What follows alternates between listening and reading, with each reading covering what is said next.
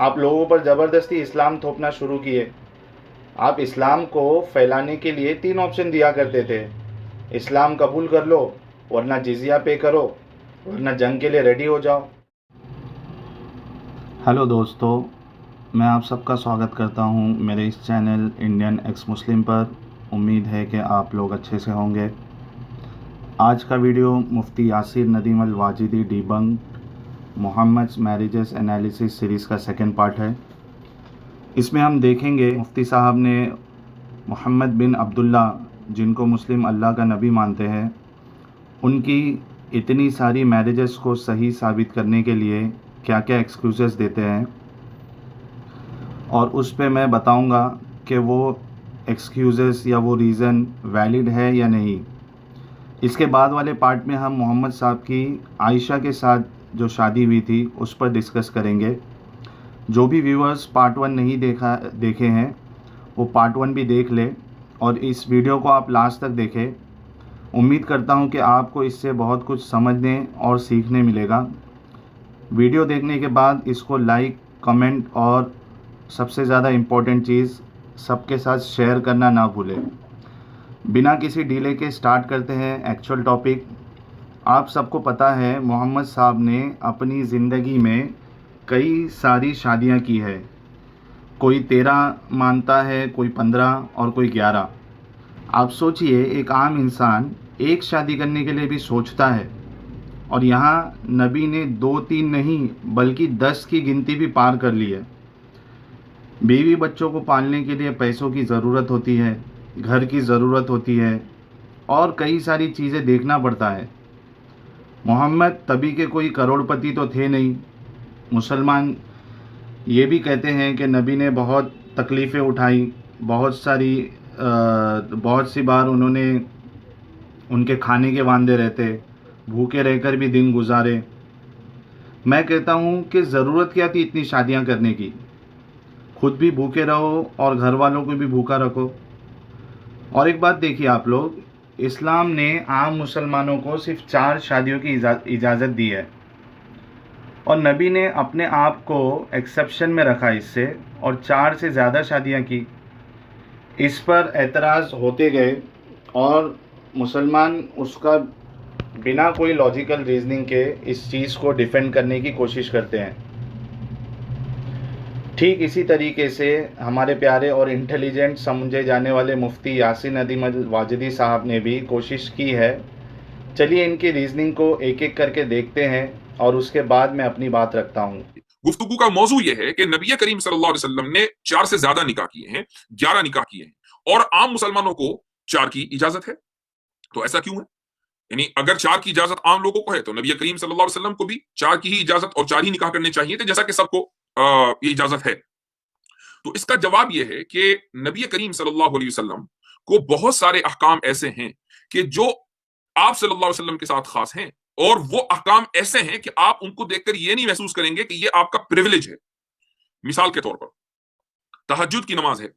तहज्जुद की नमाज इंसान फजर के वक्त से पहले यानी रात के बिल्कुल आखिरी पहर में उठकर पढ़ता है। कितने लोग हैं जो पाबंदी से पढ़ते हैं? अच्छा, वो पढ़ते भी हैं तो सबको पता है कोई जरूरी तो है नहीं, जरूरी तो फजर की नमाज है, किसी दिन मिस हो गई तो मिस हो गई।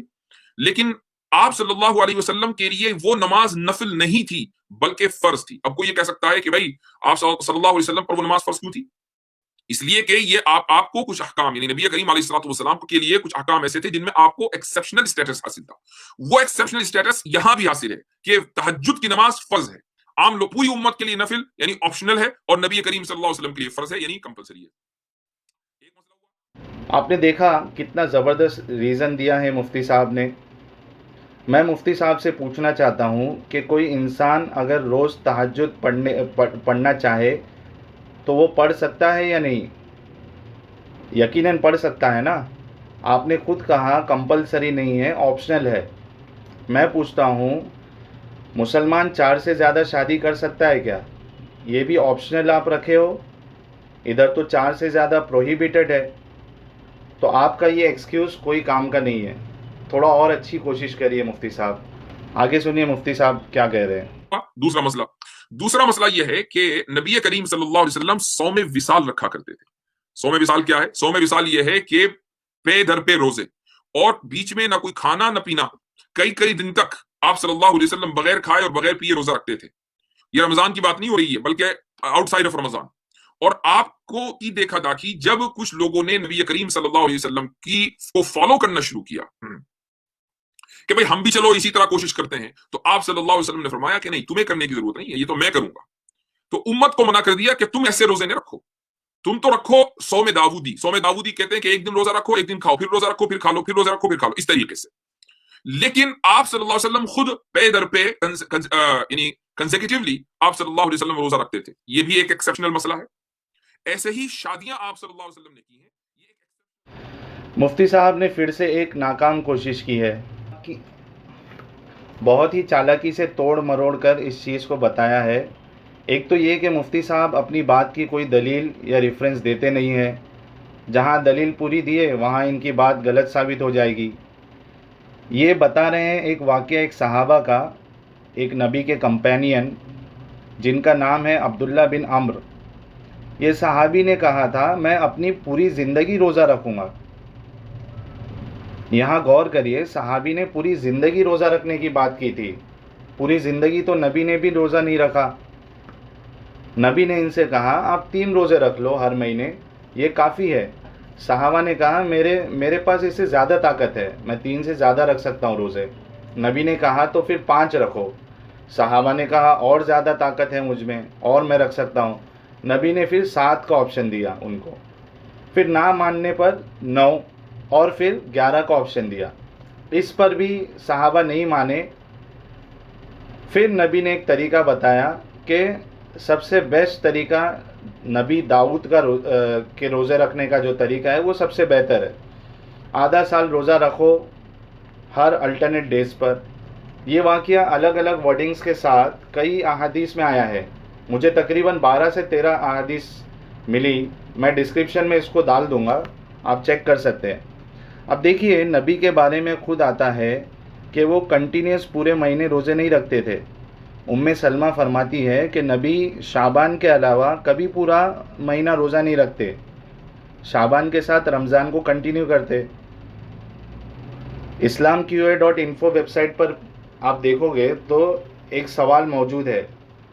साहिल पूछता है कि क्या 7 दिन कंटिन्यूस रोज़ा रखा जा सकता है। वहाँ जवाब दिया गया है कि एक इंसान वॉलंटरीली यानी खुद से अगर चाहे तो 7 दिन या 10 दिन भी कंटिन्यूस रोज़ा रख सकता है, और उन्होंने उसकी दलीलें दी हैं इसमें। तो मुफ्ती साहब तोड़ मरोड़ कर आउट ऑफ कॉन्टेक्स्ट बातें करना दुरुस्त नहीं है। कोई दूसरा आउट ऑफ कॉन्टेक्स्ट बात करे तो आप लोग कैसे उस पर टूट पड़ते हैं। क्या ये चीज़ आप पर लागू नहीं होती? खैर, मुफ्ती साहब का ये एक्सक्यूज़ भी फ्लॉप निकला। आगे देखते हैं मुफ्ती साहब के पास क्या है। ऐसे ही शादियां आप सल्लल्लाहु अलैहि वसल्लम ने की हैं, ये एक एक्सेप्शनल मसला है। आप देखें कि अगर शादियों के पीछे कोई मसलहत ना होती, कोई लॉजिक ना होती, तब तो हम ये कह सकते थे या एतराज किया जा सकता था कि भाई इतने निकाह क्यों किए। लेकिन हर निकाह के पीछे कोई ना कोई मसलहत है, कोई ना कोई रीजन है, कोई ना कोई लॉजिक है। जब लॉजिक है तो फिर वो निकाह भी दुरुस्त है। मैं आपको एक मिसाल देता हूं कि आप किसी भी मुल्क में चले जाएं जहां पर आजकल डेमोक्रेसीज हैं, तो वहां पर जो हेड ऑफ द स्टेट होता है उसको अबव द लॉ समझा जाता है। आप मसलन इंडिया में, मैंने बस बात इससे पहले भी कुछ दिन पहले बताई थी, आप इंडिया में देखें जो प्रेसिडेंट है, आप उसके खिलाफ कोर्ट में नहीं जा सकते। प्रेसिडेंट जब वो हट जाएगा अपनी पोजीशन से तो बात अलग है, लेकिन एज लॉन्ग एज वो प्रेसिडेंट है आप उसके खिलाफ कोर्ट में नहीं जा सकते हैं। उसको एक एक्सेप्शनल स्टेटस हासिल है, उसको एक इम्यूनिटी हासिल है। इसी तरीके से आप अमेरिका में आ जाए, अमेरिका का जो प्रेसिडेंट है आप कोर्ट में नहीं जा सकते उसके खिलाफ। हाँ, उसका इंपीचमेंट होगा कांग्रेस के जरिए, उसका इंपीचमेंट होगा पार्लियामेंट के जरिए, तो कोई बात बनेगी, वरना आप आम कोर्ट में प्रेसिडेंट के खिलाफ नहीं जा सकते। उसके किसी पास किए हुए लॉ को चैलेंज तो कर सकते हैं, लेकिन आप उसकी जात के खिलाफ कोर्ट में नहीं जा सकते। उसको अबव द लॉ, ये इक्वल टू द लॉ समझा जाता है। और यही तकरीबन दुनिया के हर मुल्क का रिवाज है कि जो हेड ऑफ द स्टेट है उसको एक्सेप्शनल स्टेटस और प्रोटोकॉल हासिल है, और उसका रीजन है। वरना तो कोई भी आदमी प्रेसिडेंट को कोर्ट में खींचेगा और प्रेसिडेंट का तो यही काम रह जाएगा कि आज इस कोर्ट में जा रहा है, कल को उस कोर्ट में जा रहा है, तो वो अपना काम कभी कर ही नहीं पाएगा। उसके पीछे ये रीजन है, और ये बहुत लॉजिकल रीजन है कि उसको जब तक वो प्रेसिडेंट है कोर्ट में चैलेंज न किया। देखिए, फिर गलत कंपैरिजन मुफ्ती साहब ने किया है। मैं मुफ्ती साहब से पूछना चाहूँगा कि प्रेसिडेंट को जो एक्सेप्शन मिलता है, जो एक्सेप्शनल स्टेटस होता है, वो शादियों के लिए होता है क्या? क्या उनको चोरी और कत्ल करने की इजाज़त होती है, ये एक्सेप्शन होता है? उनको एक्स्ट्रा सिक्योरिटी मिल सकती है या कोई इसी तरीके का एक्सेप्शन होगा? आप बताइए ना, कौन से प्रेसिडेंट ने मल्टीपल शादियां की है अपने लिए एक अलग लॉ बनाकर? आपका ये एक्सक्यूज भी फ्लॉप है। आगे थोड़ी अच्छी कोशिश करिए मुफ्ती साहब। नबी करीम सल्लल्लाहु अलैहि वसल्लम अल्लाह के नबी भी हैं और वो हेड ऑफ द स्टेट भी हैं, और हेड ऑफ द स्टेट होने की वजह से उनको बहुत से काम वो करने पड़े जो एक स्टेट के लिए जरूरी थे, मसलहत थी। अब आप यहां पर जब ये बात जहन में आ गई, अब आप देखें कि उस जमाने में जो रिवाज था वो क्या था? वो रिवाज था कबाइली निजाम था। कोई हुकूमतें नहीं थी स्टैब्लिश्ड, बल्कि कबाइली निजाम था। कबीलों को अपने साथ जोड़ने के लिए सिर्फ एक ही रास्ता था, वो रास्ता था रिश्तेदारी। कबीले दूसरे कबीलों के साथ उस वक्त जुड़ते थे जब आपस में रिश्तेदारियां हो। अगर रिश्तेदारी नहीं होती थी तो एक दूसरे के साथ खूनरेजी चलती ही रहती थी। रिश्तेदारी कायम करना वाहिद तरीका था कि कबीलों को अपने साथ जोड़ा जा सके। अब आप सल्लल्लाहु अलैहि वसल्लम को एक आलमी इनकलाब लाना है, लेकिन आलमी इनकलाब लाने से पहले उस जगह को आप सल्लल्लाहु अलैहि वसल्लम को मुत्तहिद करना है। तो कबीलों को आप कैसे जोड़ेंगे? रिश्तेदारी के जरिए। इसके अलावा कोई दूसरा तरीका नहीं। अब देखिए, मैं यहाँ यही कहना चाहूँगा कि नबी ने कबायली रिवाज का सहारा लिया है लोगों को इस्लाम कबूल करवाने में। जब तक आपके पास पूरी ताकत नहीं आ गई, इन्होंने इसी चीज़ का सहारा लिया। जैसे आप मजबूत बनते गए, आपके अंदर जंग करने की ताकत आ चुकी थी, तो आपने जंग करना शुरू कर दी। आप लोगों पर ज़बरदस्ती इस्लाम थोपना शुरू किए। आप इस्लाम को फैलाने के लिए 3 ऑप्शन दिया करते थे: इस्लाम कबूल कर लो, वरना जिजिया पे करो, वरना जंग के लिए रेडी हो जाओ। नबी ने पॉलिटिशियन की तरह काम किया है। जनाब, आप खुद बताइए ना, जो कबीले का सरदार इस्लाम अगर कबूल कर लेता तो पूरे कबीले वाले इस्लाम कबूल कर लेते। यहाँ इस्लाम को सच्चा समझने के लिए उनके पास, कबीलों वाले के पास क्या था? नबी ने इस्लाम को सच्चा साबित करने के लिए क्या दलील दी? आपकी बात को कोई क्यों माने? शादी के लिए कोई इस्लाम कबूल करे, वो इस्लाम कबूल करना हुआ क्या? तो आपका ये रीज़न जो है वो इतना साबित करता है कि नबी ने एक दिमाग वाले रूलर की तरह अवेलेबल ऑप्शन का ज़बरदस्त सहारा लिया। यहाँ डिवाइन तरीका कुछ नहीं लगता है। देखिए अभी आगे क्या कहते हैं। लिहाजा नबी करीम सल्लल्लाहु अलैहि वसल्लम ने जितने निकाह किए हैं अपनी जिंदगी में, सबसे पहले मैं आपको बता दूं कि आप सल्लल्लाहु अलैहि वसल्लम ने पहला निकाह किया है 25 साल की उम्र में। हजरत खदीजा से किया। हजरत खदीजा बेवा थी, नबी करीम सल्लल्लाहु अलैहि वसल्लम से ज्यादा उम्र थी। उसके बाद नबूवत के 5वें या 7वें साल, यानी जब नबी करीम सल्लल्लाहु अलैहि वसल्लम 45 या 47 साल के थे, 47, उस वक्त हजरत खदीजा का इंतकाल हो गया। इस पूरे अरसे में आप सल्लल्लाहु अलैहि वसल्लम ने दूसरा निकाह नहीं किया। यहां कोई सवाल होता है, लोग एतराज करते हैं, अरे वो तो इसलिए निकाह नहीं किया था कि हजरत खदीजा के पैसे जो चाहिए थे, अलियास बिल्लाह, हजरत खदीजा की दौलत पे नजर थी। अगर निकाह दूसरा कर लेते तो जो सपोर्ट हजरत खदीजा की तरफ से मिल रहा था वो हट जाता। इसका जवाब यह है कि नबी करीम सल्लल्लाहु अलैहि वसल्लम को नबूवत मिलने के बाद अहले मक्का ने, मुशरिकीन ने एक मर्तबा यह ऑफर की थी कि आप अगर अपनी इस बात से हट जाएं तो हम आपको लीडर मान लेते हैं, सारी दौलत आपके कदमों में, और पूरे अरब की जिस हसीन तरीन औरत को भी आप मुंतखब करेंगे उससे आपका निकाह करा देंगे। तो नबी करीम सल्लल्लाहु अलैहि वसल्लम को लीडरशिप की भी ऑफर थी, औरतों की भी ऑफर थी, दौलत की भी ऑफर थी, और वो दौलत फिर हजरत खदीजा की दौलत से ज्यादा होती। तो अगर अलियास बिल्लाह नबी करीम सल्लल्लाहु अलैहि वसल्लम की नजर हजरत खदीजा की दौलत पर होती तो उससे ज्यादा दौलत आप सल्लल्लाहु अलैहि वसल्लम को मिल सकती थी। लेकिन आपने इस चीज को रिजेक्ट कर दिया और कहा कि अगर तुम किसी तरीके से एक हाथ में मेरे चांद और दूसरे हाथ में सूरज भी लाकर रख दो, जाहिर जो इम्पॉसिबल है, लेकिन अगर तुम ये काम भी कर दो तब भी मैं अपनी इस बात से हटने वाला नहीं। मैं यहाँ ये कहना चाहूँगा कि अगर मोहम्मद साहब मुशरिकीन मक्का का उस ऑफ़र को कबूल कर लेते शुरुआत में ही, तो उनका राज वही फास हो जाता। अवाम इतनी भी बेवकूफ़ थोड़ी ना होती है। आप खुद कई एग्जाम्पल्स देख लीजिए। पहले लोगों को अपना बनाने के लिए कई मजहबी बाबाओं ने पहले अच्छाई का सहारा लिया है, वो अच्छे काम करते गए, और जब फॉलोअर्स बढ़ जाते हैं फिर पीछे से वो हर गलत काम करते हैं। कई बाबा पकड़े गए, जेल में है। मोहम्मद साहब का तरीका ऐसे ही नज़र आता है। पहले फॉलोअर्स बढ़ाए, फ़ौज को तैयार किया, फिर क्या कुछ नहीं किया। आप खुद देख लीजिए, जंग करके लूट मार की और उसको माले गनीमत का नाम दे दिया नबी ने। खुद भी खाए और अपने सहाबा को भी बांटते रहे उसमें से। जंग में औरतों बच्चों को कैदी भी बनाया। उन औरतों को आपस में बांटते भी थे, उनके साथ सेक्स किया, उनको मार्केट में बेचा भी आर्म्स विम्स खरीदने के लिए। तो आप खुद बताएं ना, मुशरिकीन मक्का वाले ऑप्शन से ज़्यादा फ़ायदा हुआ या नहीं नबी का? अच्छा, दूसरी बात, मोहम्मद साहब की खदीजा के साथ जो पहली शादी हुई थी उस पर मैं डिस्कस नहीं करना चाहूँगा, क्योंकि वो उनकी पहली शादी थी। खदीजा के साथ शादी में किसी को कोई प्रॉब्लम भी नज़र नहीं आएगा। खैर, मुफ्ती साहब ने जितनी भी दलीलें या रीज़निंग दिया है मोहम्मद साहब की इतनी सारी शादियों को साबित करने के लिए या सही साबित करने के लिए, उसमें कोई लॉजिक समझ में नहीं आता।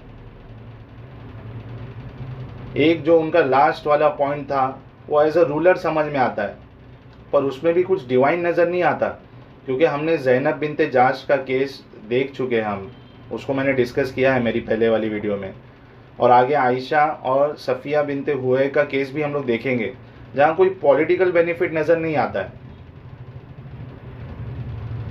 तो उम्मीद है कि आपको वीडियो अच्छी लगी होगी। इसे शेयर करना ना भूलें और जल्दी कमेंट करके मुझे ये बताएं कि कौन कौन तीसरे पार्ट का इंतज़ार कर रहा है, जिसमें हम आयशा की शादी का एनालिसिस करेंगे, देखेंगे कि जो मुसलमान एक्सक्यूज़ेस देते हैं आयशा की शादी को लेकर वो कितनी वैलिड है। अपना ख्याल रखिए।